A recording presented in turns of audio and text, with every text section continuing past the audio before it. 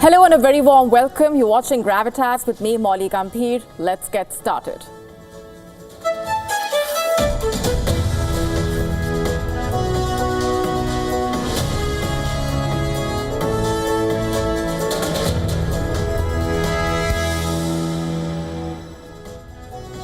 Our top story tonight on Gravitas focuses on developments that carry far-reaching implications. With talks between the US and Hamas reportedly held recently, what's brewing? And the answer to that question could tell us a lot about what lies ahead, not just for the region, but for the entire world. We decode all of that in just a bit for you. Here's a look at what else is lined up for you on the show tonight. An Iranian singer flogged 74 times for a protest song against hijab. We get you the reactions in just a bit. We also tell you more about the desperate situation that Ukraine finds itself in. All this and much more coming your way.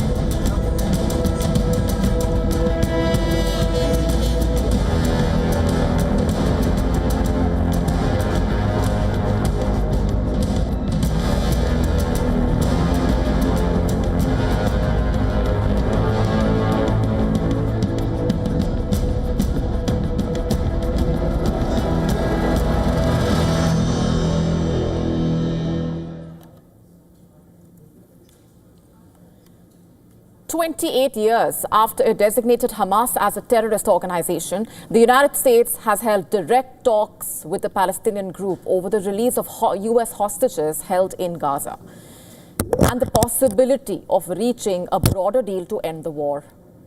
And this marks the first time Hamas and the United States have engaged directly in any capacity, and these talks could not come at a more precarious time, when there is a standoff between Israel and Hamas over the Gaza ceasefire. We've been telling you about the situation on the ground as well as far as the aid inflow is concerned. Israeli military vehicles can be spotted congregating near the Gaza border, and reports of fighting are increasing by the day. According to reports, the talks between the US and Hamas were held recently in Qatar's capital, Doha.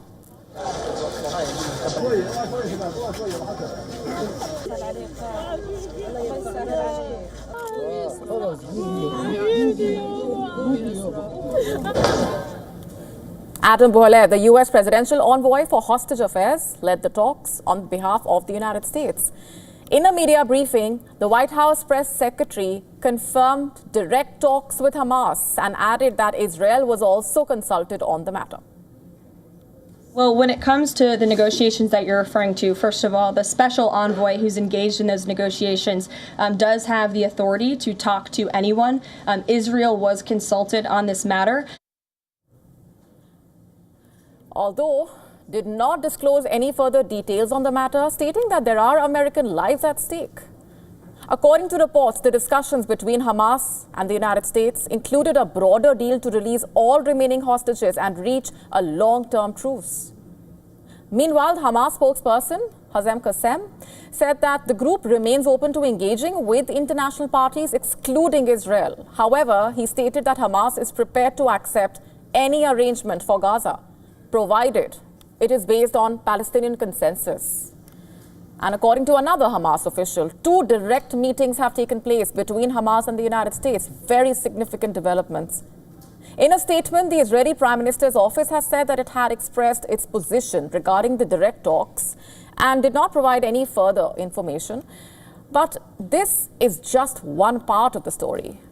Just hours after the White House's confirmation about the talks, in a social media post, US President Donald Trump demanded immediate release of all hostages in Gaza and the return of the bodies of those killed, vowing to provide Israel with quote-unquote everything it needs to finish the job, and warned that if the demands were not met, not a single Hamas member will be safe, further cautioning Hamas that if they do not release the hostages now, in Trump's words, there will be hell to pay later, quote-unquote. Now, according to reports, there are 59 hostages in Hamas captivity, of which 35 are believed to be dead. Among the hostages, 5 are reportedly Americans, including one who is believed to be alive. Reacting to Trump's warning, Hamas reportedly said that the threats only further solidify support for Netanyahu to evade the terms of Gaza ceasefire deal, adding that to release the remaining hostages, Israel had to implement the second phase of the Gaza ceasefire.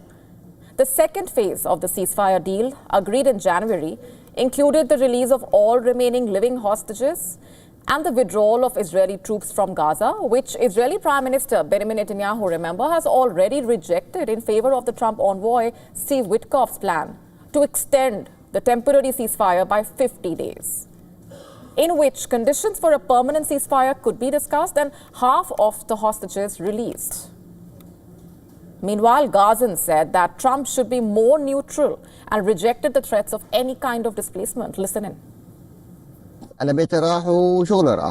think Trump should have been a neutral party and stood between the Palestinians and the Israeli army, especially after the threats he made last night regarding handing over the hostages, or the people of the Gaza Strip will live in hell and death. Trump is the greatest president of the greatest country in the world. He should be a neutral party. So basically, Trump has warned Hamas that there will be hell to pay. The question is, how will Hamas react? Will it abide? Or will these historic talks between Hamas and the United States pave the way?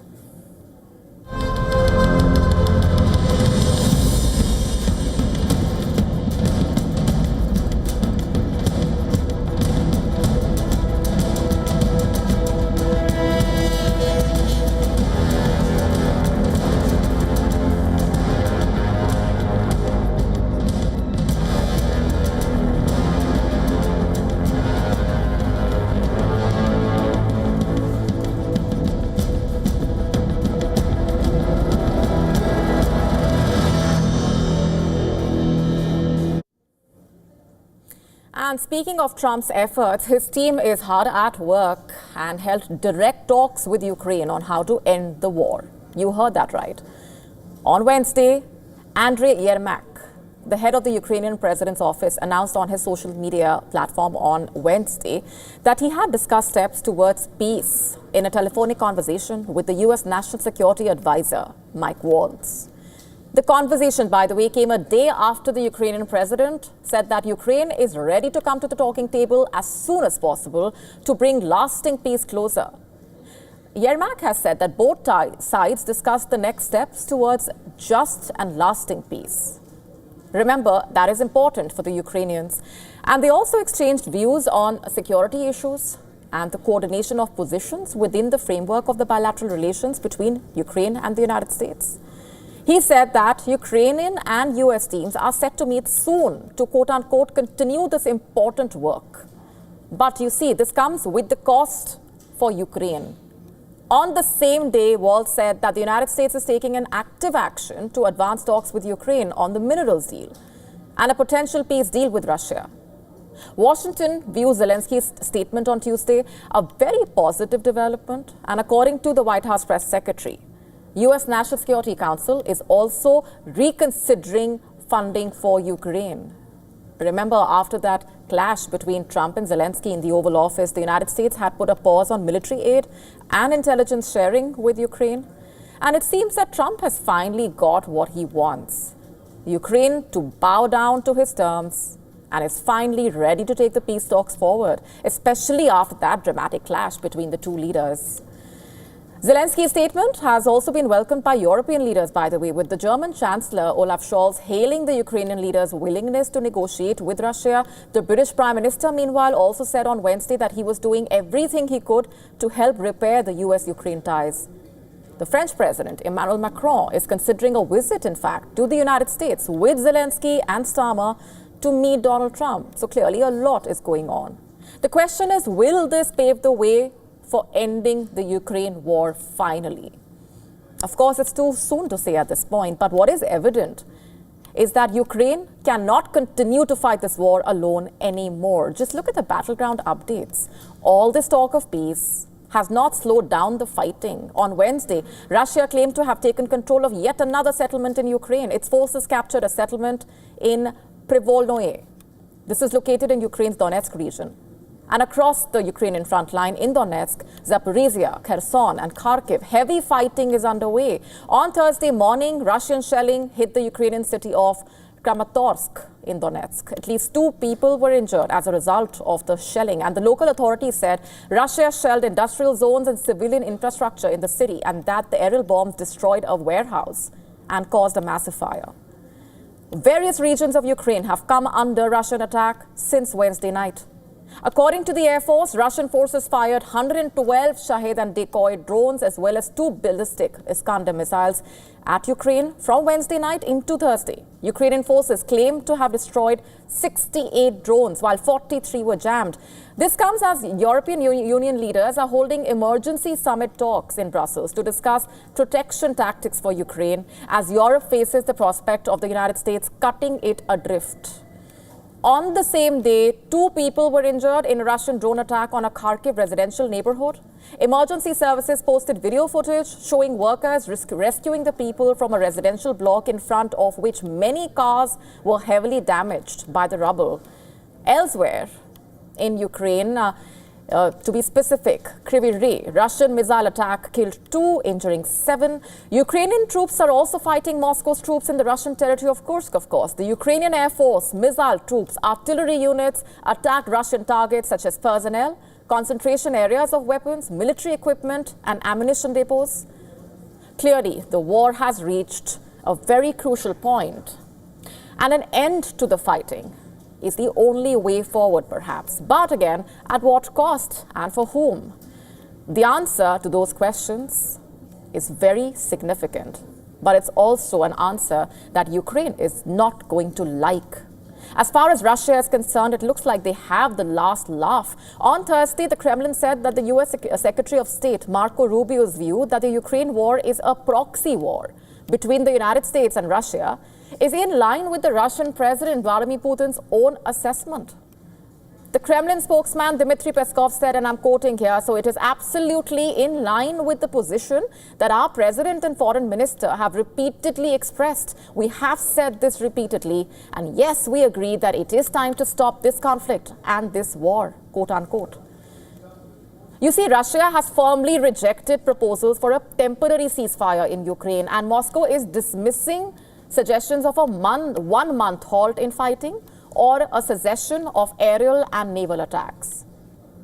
These ideas were being floated by Ukraine, France, Britain, and Russia says that firm agreements on a final settlement are required. Without all of that, some kind of respite is absolutely unacceptable.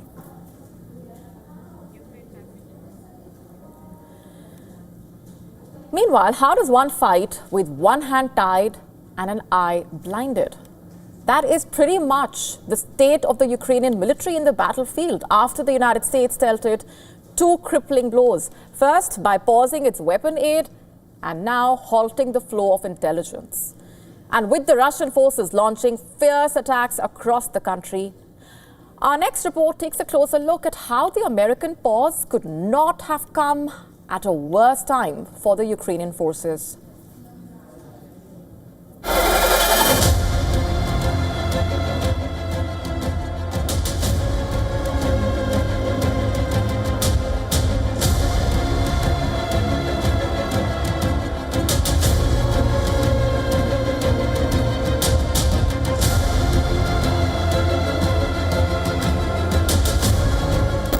The battlefield is shifting. Ukraine is fighting in the dark. With US intelligence cut off, its most powerful weapons are reduced to guesswork.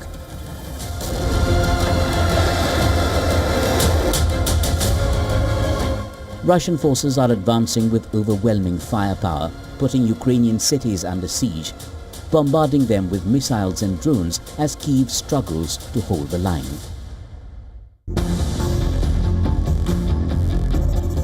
Recent images from the front lines paint a grim picture. Russian artillery is striking with precision while Ukraine scrambles to respond. The munitions freeze is taking its toll, with Ukrainian stockpiles expected to run out in just a few weeks. But it is the loss of US intelligence that is an immediate disaster and has rendered Ukraine literally blind. For months, intelligence sharing between Washington and Kyiv has been critical, saving lives, guiding strikes and shifting the tide of war when it first sent HIMARS and M270 MLRs in 2022.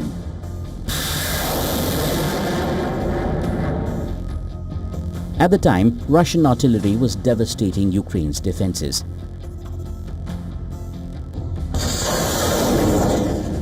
But HIMARS, with its 500-kilometer range, turned the war by obliterating Russian ammo depots, forcing Moscow's forces to retreat from some front lines.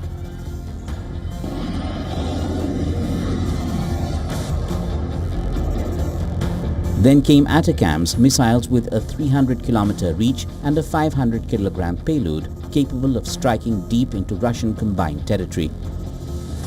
Airfields in Crimea, command centers in Donetsk, logistics hubs in Luhansk were all hit with devastating accuracy. But these weapons were never just about firepower. They relied on intelligence, satellite data, surveillance, electronic reconnaissance, all provided by the US. This is what made Ukraine's missile strikes lethal. And now that lifeline is gone. Without US intelligence, Ukraine's missile strikes are shots in the dark. Their precision weapons are now blunt instruments. Meanwhile, Russia, with its hypersonic missiles and superior surveillance, is gaining the upper hand.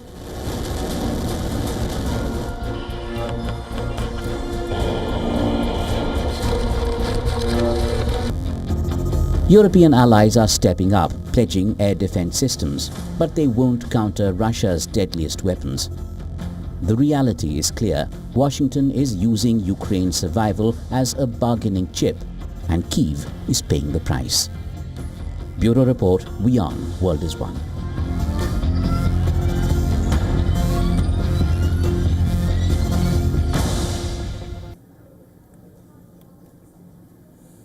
As the war of words between the centre and Tamil Nadu continues to intensify over the three-language policy recommended in the National Education Policy, actor and politician Kamal Haasan accused the Bharatiya Janata Party of attempting to create Hindia instead of India, further emphasizing the centre's alleged bid to impose Hindi on southern states was against the federal principles, according to him. In fact, Haasan condemned the union government for overstepping into the state's affairs by selectively allocating extra funds to poll-bound states while neglecting Tamil Nadu's fair share of resources. The actor-turned-politician's fiery remarks were made at an all-party meeting which was convened by the Tamil Nadu Chief Minister.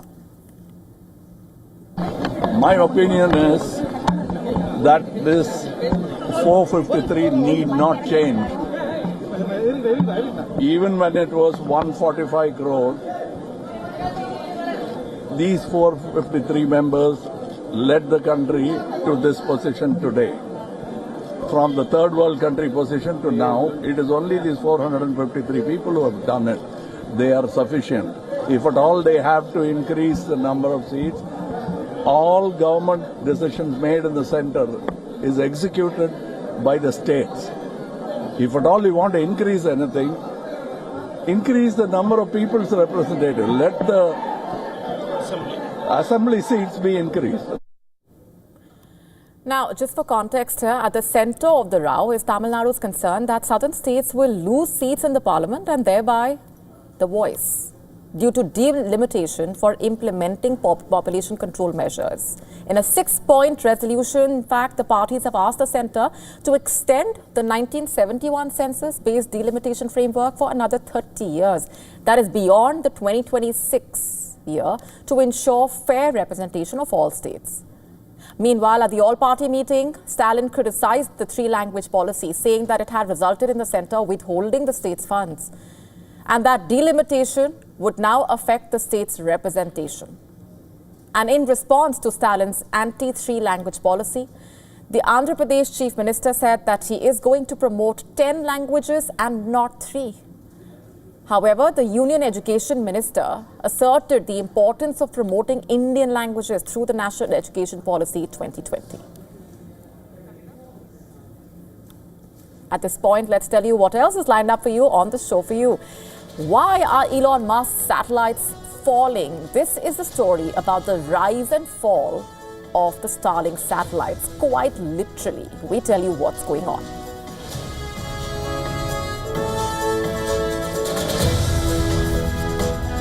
Is Dubai the new real estate hotspot? We get you the complete story and why things have reached this point. Do women age faster and better as compared to men? We tell you why this question is being asked and what a study says.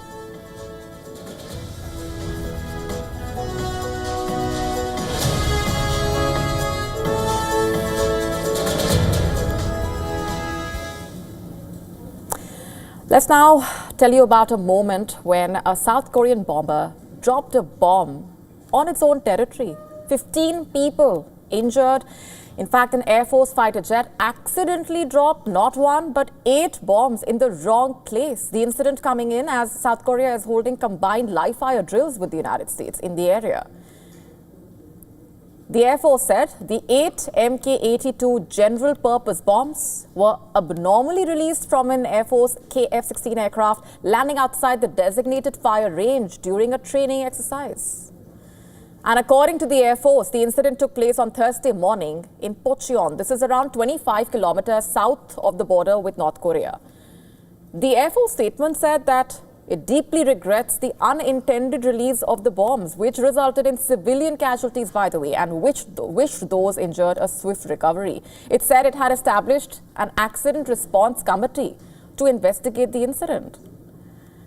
The Air Force said the military jet had been participating in a joint live-fire exercise involving both the Air Force and the Army. And according to local media reports, South Korea was holding combined live-fire drills with the United States in Pocheon. South Korea's National Fire Agency, meanwhile, said that the bombs were presumed to have fallen on a village during a South Korea-US joint exercise. It said that 1 church building and sections of 2 houses were damaged. The joint South Korea-US Freedom Shield military exercises, one of the largest annual joint exercises, are set to begin later this month.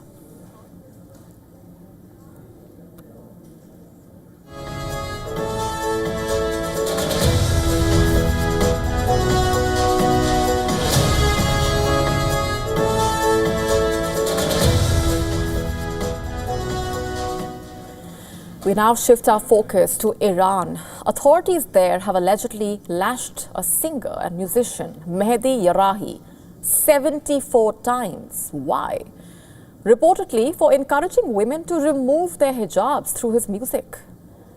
According to the singer's lawyer, this punishment handed down for his support of the nationwide protests was carried out in full. His attorney confirming the flogging in a post on social media, in fact, stating that the final part of Yarahi's sentence had been implemented by Tehran's Moral Security Prosecutor's Office, and added that the case was closed. The singer reportedly wrote a post stating that a person who is not willing to pay a price for freedom is not worthy of freedom. According to reports, the 42-year-old was arrested in August 2023 and sentenced to nearly 3 years in prison.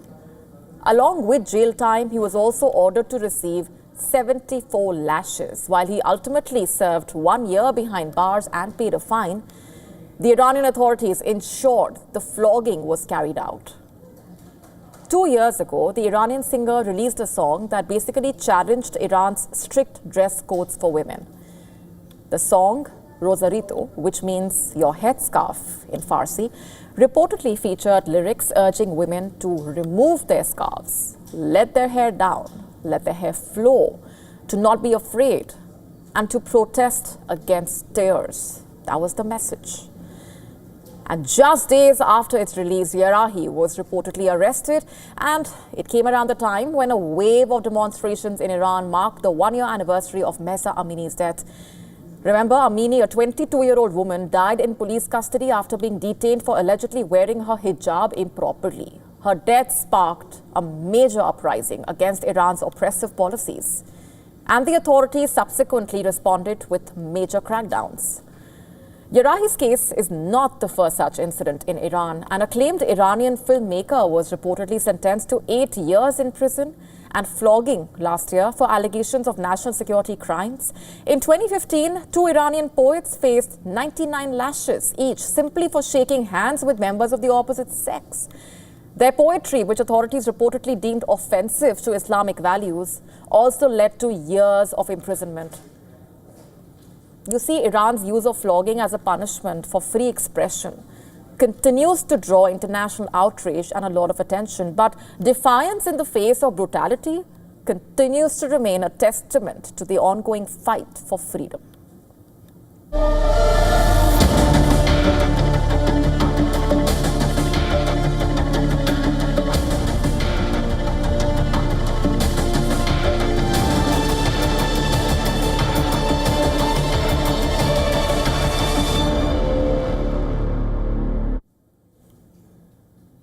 Our next story focuses on how small countries from the global south are standing up to America's arrogance. This is the story of Lesotho, a small African country that, according to US President Donald Trump, nobody has ever heard of, quote unquote.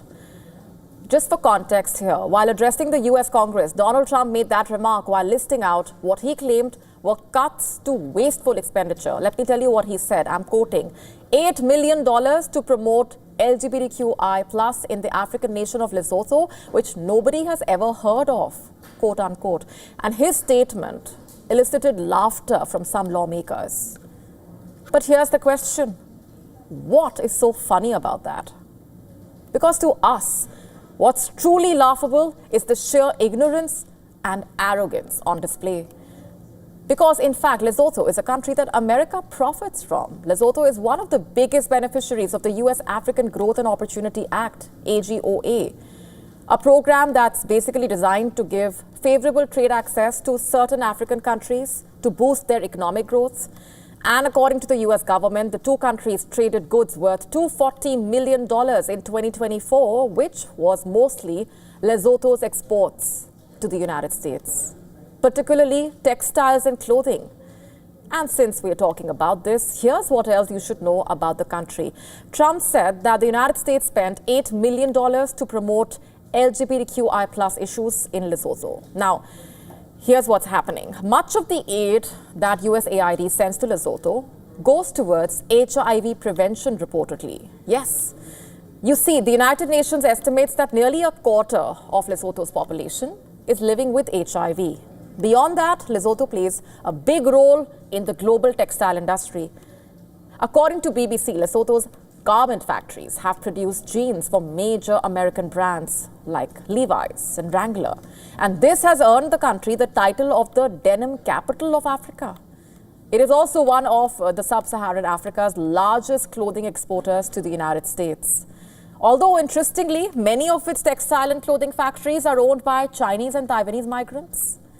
Due to its harsh environment, Lesotho is not rich in natural resources. Its biggest export, you ask? Water, referred locally as white gold, which is sold to neighboring countries of South Africa. Diamonds are another key export. Now, after all of this, it's natural that Lesotho responded to American dismissiveness with a lot of shock. Its foreign affairs minister said that it was shocking that a head of state referred to another sovereign country in this manner. Speaking to BBC, he said, and I'm quoting here, "To my surprise, the country that nobody has heard of is a country where the United States has a permanent mission. Lesotho is a member of the United Nations and several other international bodies. The US has an embassy here, and numerous American organizations operate in Maseru." Later, speaking to AFP, he stated that Lesotho is not taking this matter lightly and will be sending an official protest letter to Washington. But you see, Trump is not the first American president to try and mock or belittle countries in the global south. Just last year, former US President Joe Biden made equally controversial remarks, this time about Papua New Guinea. Biden implied that his uncle, Ambrose Finnegan, may have been eaten by cannibals after his plane crashed in Papua New Guinea during World War II. At a war memorial event, Biden twice suggested, not once but twice, that the US could not recover his uncle's remains because, in his words, there used to be a lot of cannibals in the region. At the time, Papua New Guinea's Prime Minister, James Marape, had pushed back against Biden's characterization of the country, naturally. While cannibalism was documented among remote tribes in the mid-20th century, Papua New Guinea has worked for decades to shed such stereotypes. And Biden's comments were widely criticized. One user on X from Papua New Guinea's capital said, and I'm quoting here, "What utter rubbish is he on about?" quote unquote. Call it ignorance, arrogance, or just being condescending. One thing is clear: for a country that claims to be the moral compass of the world, the United States shows a remarkable lack of awareness, knowledge, empathy, sensitivity when it comes to the rest of the world, it seems, especially the global south. But no more. The global south is standing up and fighting back against this. And maybe for once, the United States, a country that declares war on any country that dares question its hegemony, should lose.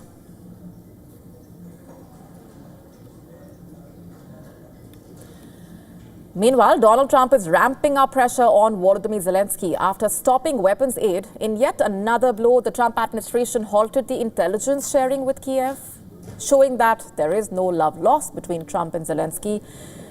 You saw it here on WION's live coverage, the unprecedented dressing down at the Oval Office. You saw what happened. Zelensky, who came to sign a deal with Trump, went back empty-handed and even on an empty stomach. The White House cancelled the lunch. Since then, Zelensky has publicly said he regrets the Oval Office incident. Now, it seems that the Trump administration is working quietly for the next phase. 4 senior members of Donald Trump's entourage have held secret discussions with some of Kiev's top political opponents to Volodymyr Zelensky. In fact, the senior Trump allies held talks with the Ukrainian opposition leader, Yulia Tymoshenko. She is a former prime minister of Ukraine and senior members of the party of Petro Poroshenko, Zelensky's immediate predecessor as president. Now, Poroshenko and Tymoshenko are confirming contact with Trump's team.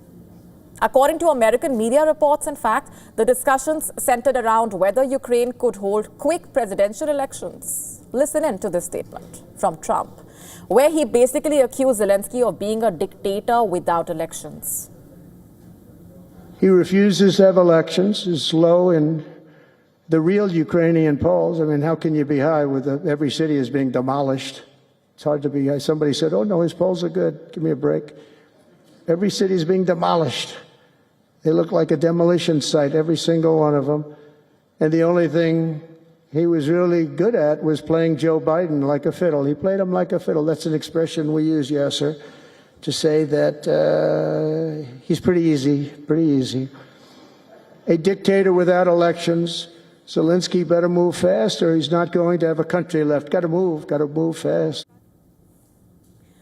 You see, the Trump aides are confident that Zelensky would lose any vote due to war fatigue and also the public frustration over rampant corruption. However, the most recent polls showing Zelensky is still comfortably ahead in the race for the presidency, and that's significant. Although the official line from the Trump administration is that Trump is not interfering in Ukraine's domestic politics, but the Trump team's activities behind the scenes in Kiev suggesting quite the opposite.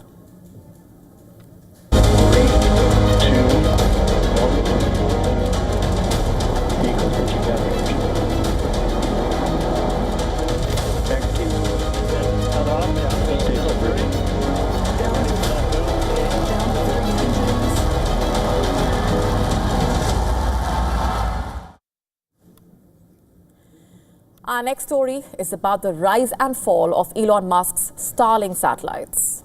And the fall here is in the literal sense, by the way. As per reports in January, about 120 SpaceX Starlink satellites burnt up in the Earth's atmosphere. 3 to 4 of them re-entered the Earth each day, disintegrating and leading to the creation of artificial meteor showers. Now, while these may seem harmless, scientists have raised concern about the threats being posed to the environment.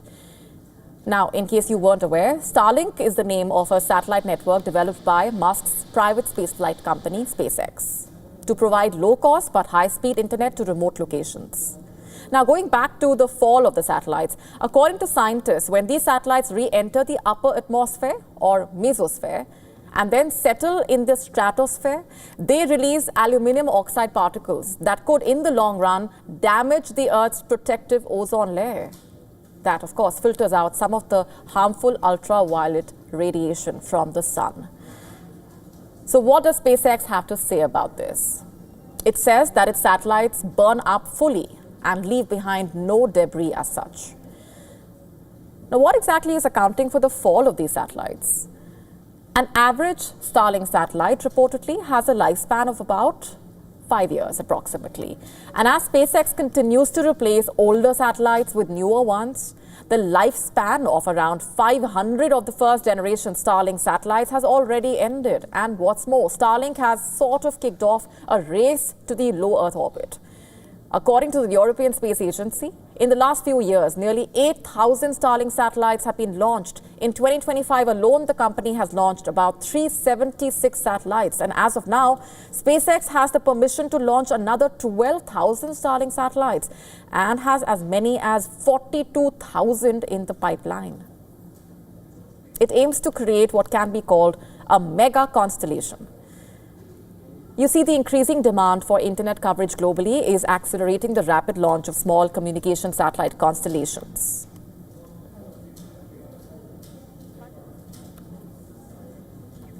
Shifting focus now to the United States, the U.S. Army, while trying to meet the hiring targets, has been recruiting obese soldiers. Basically, it has been lowering its fitness requirements to meet the ambitious recruitment targets. Let's first tell you about the Army's Future Soldier Preparatory Course, as it's called, a preparatory program, to put it simply. It was introduced in the year 2022.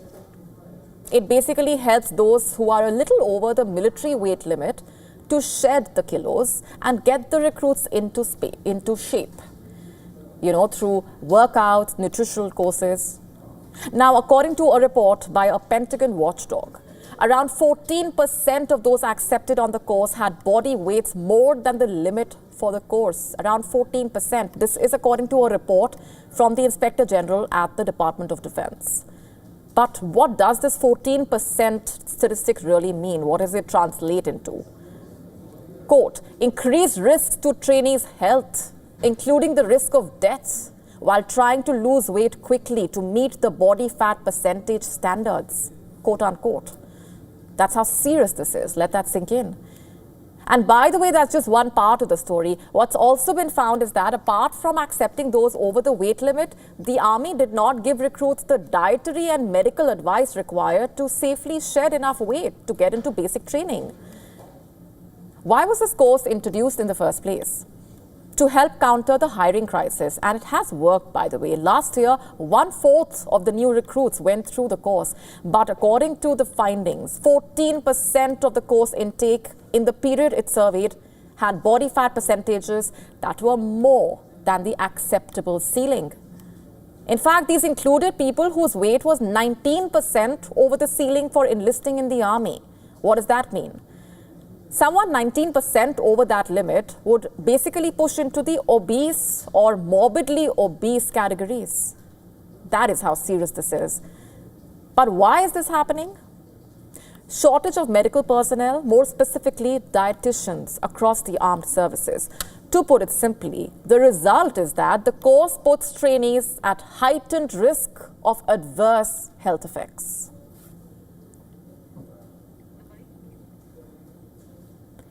Dubai's real estate market is thriving, to say the least, with property prices seeing remarkable growth. In the year 2024, property values in Dubai rose by 19.1%, while luxury villas surged by a rather impressive 20.2%. You see, this growth is driving demand, particularly for high-end homes. And the prime market in neighborhoods like Palm Jumeirah has seen rising demand, basically reflecting the city's increasing appeal to high net worth individuals seeking luxurious homes. And limited availability of properties in the $10 million plus bracket has made Dubai's real estate even more desirable, despite its fast-paced growth. And Dubai's real estate market is proving to be a strong competitor to traditional luxury property markets like London. While London's luxury sector has struggled with tax hikes and stagnant prices, Dubai's favorable tax policies continue to attract international buyers. In fact, the prime residential market is flourishing with demand for standalone villas, beachfront homes, branded residences at an all-time high. As the market matures, Dubai has also become a major hotspot for foreign investment, by the way, particularly from those seeking tax-efficient locations for luxury properties. And while London's luxury property market has experienced price drops and slowed sales, Dubai has capitalized on this shift. The real estate market has seen consistent growth, with prices up 16.9% in prime neighborhoods in the last quarter alone. And in contrast, London's luxury property market has been bogged down by high taxes and a 157% rise in millionaires leaving the UK, 157%. As the global wealth landscape shifts in such a way, Dubai's allure as a tax-friendly, high-return investment destination continues to rise, making it a clear leader in the world of luxury real estate.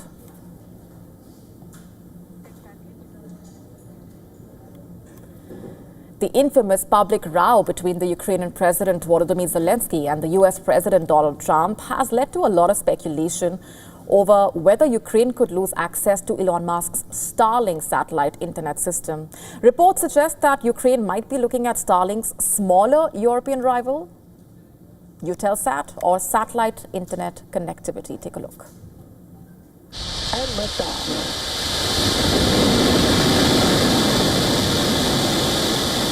Musk's Starlink has played a vital role in the Ukraine-Russia war.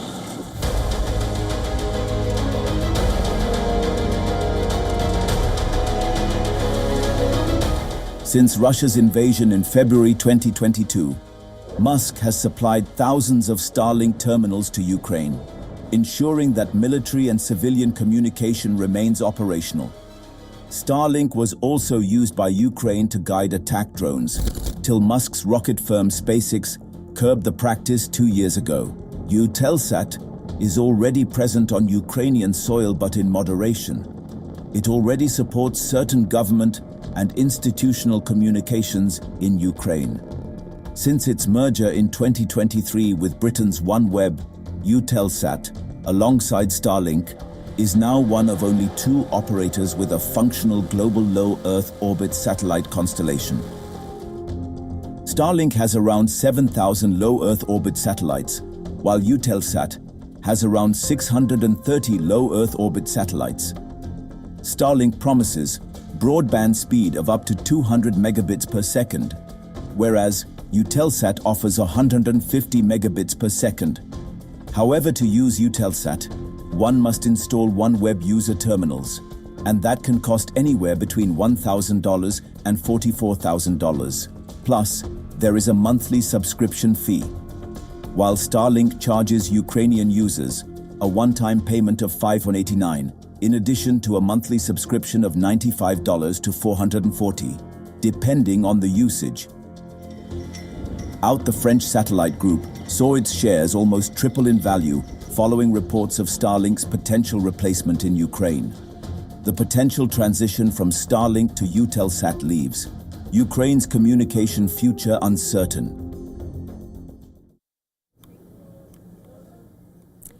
Flying in India is becoming a luxury few can afford.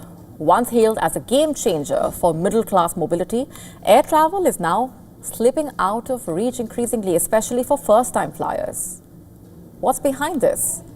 A market dominated by just 2 major airlines in a way, allowing fares to soar unchecked.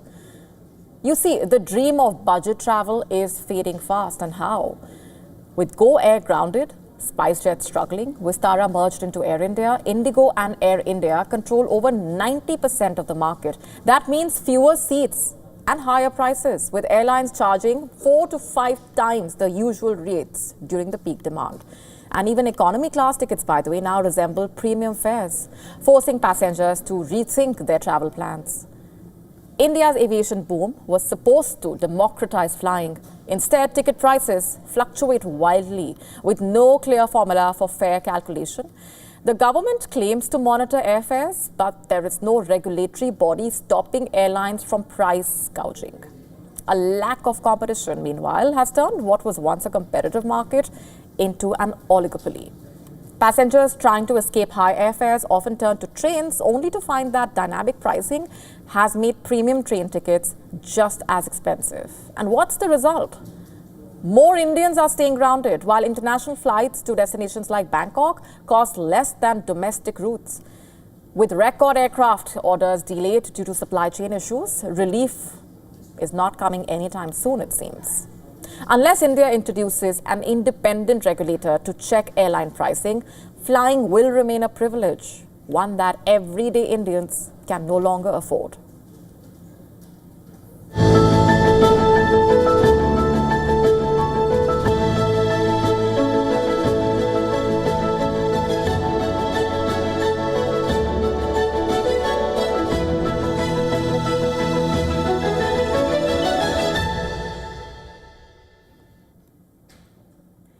Do women age faster and better than men?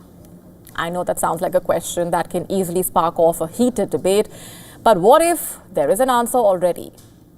What if female brains age slowly as compared to male brains? Researchers say they have found a gene in mice that rejuvenates female brains, and the very same gene exists in human beings as well. Now, this could possibly be a way to help both men and women avoid cognitive declines in advanced age. That's how significant this is. This discovery was part of a study published in the journal Science Advances, which also casts other significant insights on women's brains, like the effect of hormone therapy, among others. You see, previous research suggests that metabolically, the brains of aging women are years younger than those of aging men. Whereas DNA examinations reveal that female brains are a year or so younger than male brains. When researchers further probed the reasons behind this, they narrowed down on the one factor that differentiates females from males, namely the X chromosome. While women have 2 X chromosomes, men have one X and one Y chromosome. You would know this. In women during pregnancy, one of the X chromosomes shuts down and its genes are nearly muted. But as a woman ages, they get activated. Researchers also studied the part of the brain linked to memory and cognition, which could basically be affected by conditions like Alzheimer's, and found that the genes that slow the brain aging to be activated. The crux of the matter is, the research is important as it opens up possibilities for transforming gene therapy that could instill more youthfulness and functionality in female brains. Old age, no bar. You see, hormone therapy is common among many women who use it to relieve symptoms of menopause, for example, like hot flashes, dryness. But when it comes to a spot as sensitive as the brain, it warranted handling with a lot more caution and care. And since aging plus hormone therapy combined could potentially spark ailments like dementia, forgetfulness, among others, new research has emphasized on the fact that the risk of developing these conditions really depends on when a woman takes these hormonal therapies, which is ideally within 10 years of menopause, to prevent their brains from aging-related damage.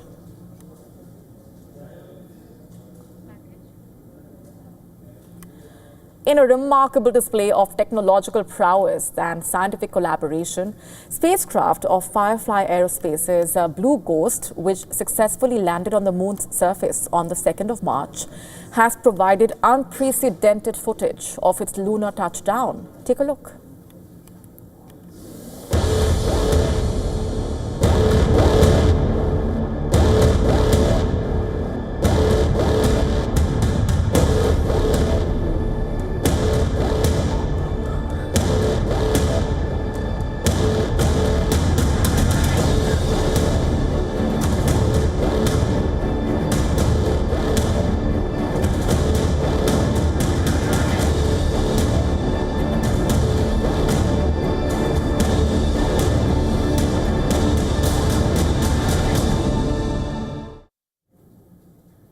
And on that note, it's a wrap on this edition of Gravitas Tonight. This is me, Molly Gambhir, signing off.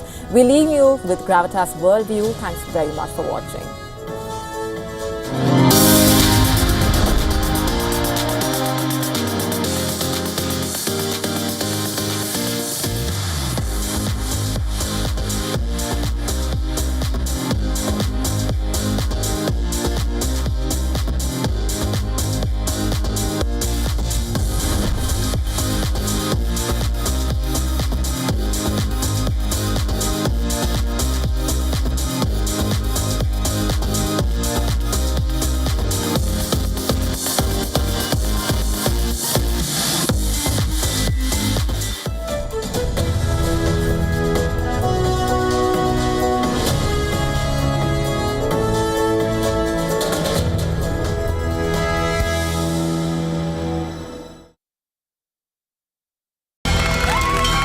From the bustling trading floors of Wall Street to the vibrant exchanges of Asian stock markets, WION breaks it down for you to make sense of what's happening, as we reveal the key factors behind events, strategic battles, and the game-changing business decisions that shape the world. We bring you all of this and more on World Business Watch.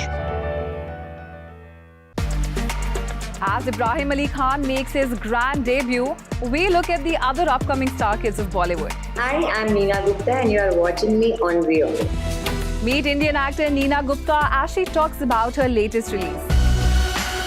And find out the actors running in the race for James Bond. All this and much more with me, Diksha Bisla, on WION E-Club at these times.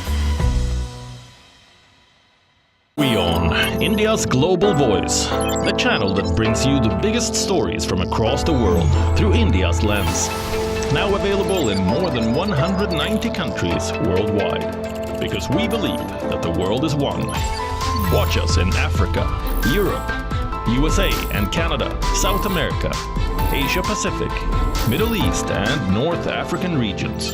Also available on these digital platforms across the world.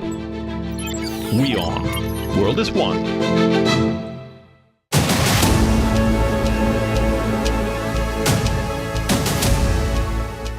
This week on the West Asia Post, Arab nations accept Egypt's alternative to Trump's Gaza Riviera plan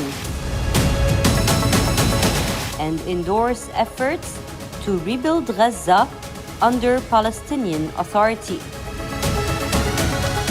The Lebanese president makes his first foreign visit to Saudi Arabia, where the Crown Prince agrees to work on lifting the ban on Lebanese imports. Also on the show, we track the Turkey PKK quest to end their 40-year-old conflict and talk about one of Iran's biggest crises in recent times. Watch the West Asia Post with me, Radi Francis, only on WION. World is one. Know more, understand better, think ahead. Hello and a very warm welcome. You are watching Gravitas with me, Molly Gambhir.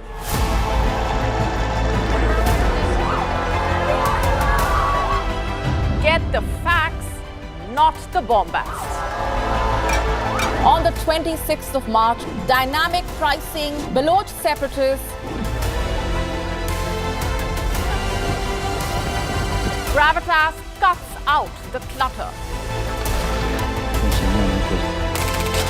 Gravitas keeps calm when others scream. Gravitas brings news to life.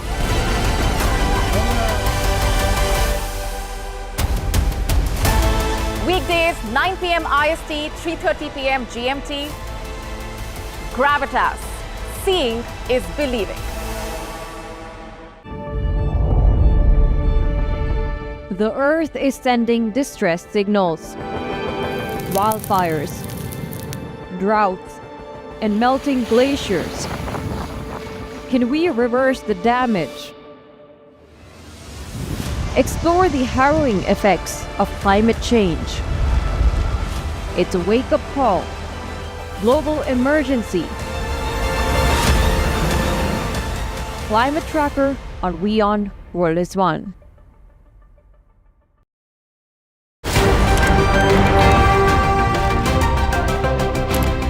Ready to dive into your daily dose of news? Bringing you what's trending in the West and all that's setting trends in the East. And all of this served up with a side of insightful banter. We don't just bring you the latest stories. We bring you your talking points for the day. And while you do that, from the busy streets of New York, I will provide you with deeper insights on the developments through the course of the day in the U.S. The show that keeps you ahead of the global curve. A conversation you'd want to be a part of. A place where news becomes an engaging exchange. We bring you stories that impact your present. This is World DNA. Join the conversation.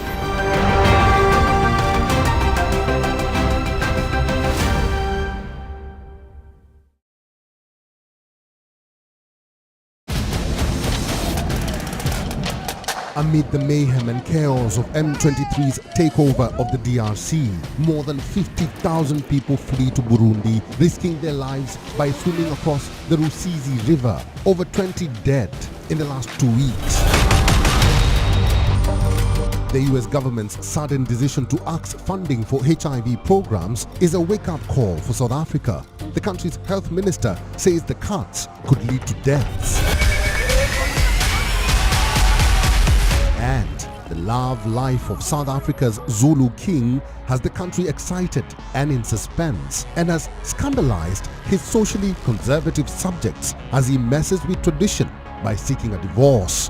World of Africa at these times on WION World is One.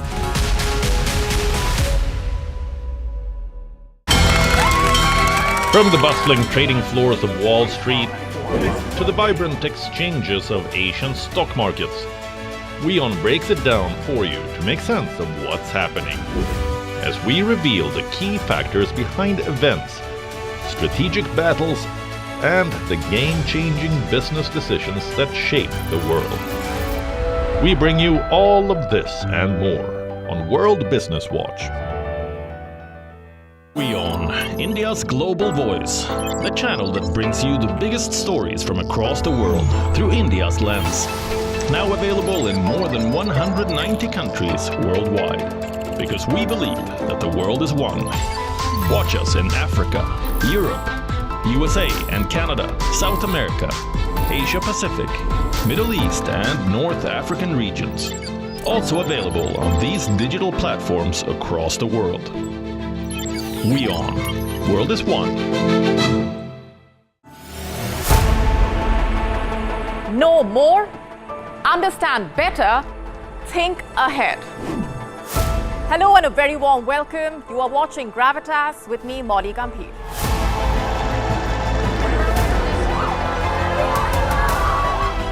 Get the facts, not the bombast.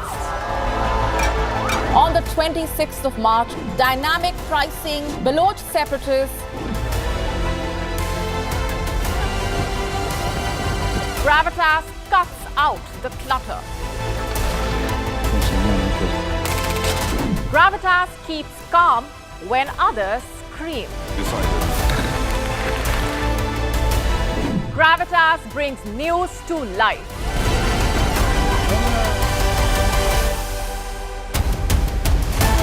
Weekdays, 9 p.m. IST, 3:30 p.m. GMT.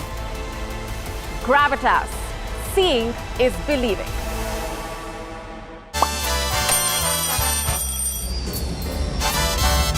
Vielleicht nur als 5%.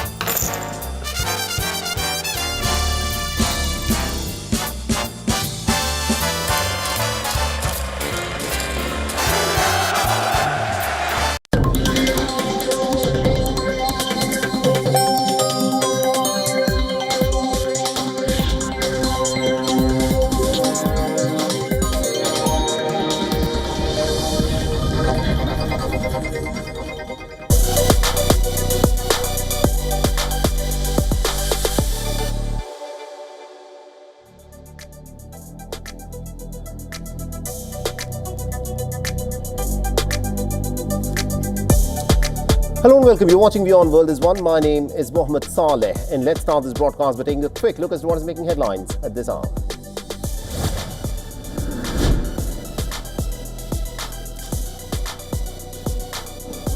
Now, Russia says that a temporary ceasefire in Ukraine is unacceptable after the Ukrainian President Volodymyr Zelensky and the French President Macron propose a one-month halt in fighting. Moscow has also accused Macron of spreading false narratives over his claim of potential Russian expansion into Europe.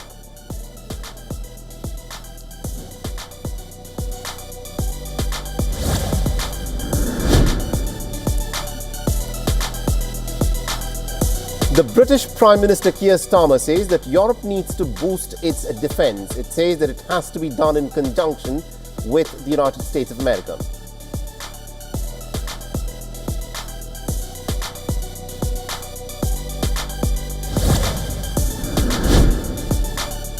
And about 10 Indian workers have been rescued from a Palestinian village of Al-Zam in an overnight operation. The Israeli Population and Immigration Authority says that a local resident had reportedly confined the workers after taking away their passports and after falsely promising them work.